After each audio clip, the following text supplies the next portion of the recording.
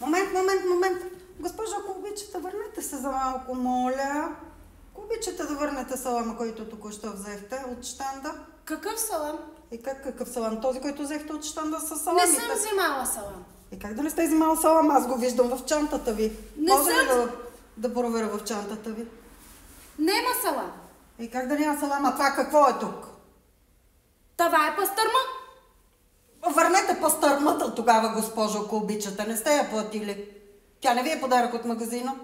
Ама вие откъде ме обиждате така? Що така ме обижда? Доктора ми е предписал да ям салам и пастърма.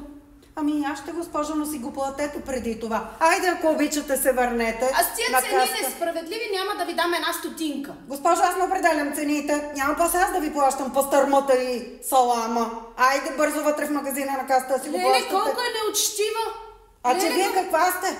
Аз съм неучтива, вие сте крадала. Не съм крадла. А как? Каква сте? Като вие взимате сте неща... сложили несправедливи цени. Аз за Великден трябва да си ям пастърма. Доктора ми е казал да ям пастърма и салам. Госпожо, айде ако обичате се върнете в магазина. Няма да се Аз цени не съм слагала. Всички пазаруват тези цени, така че вие се върнете и си купете нещото, което искате да си ядете. Не, няма да се върна. Съсипате я тази държава.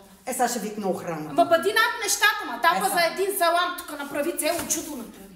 Сега ще викна охрана. Айде, взимай си салама, айде. Айде, на. Дайте тук нещата.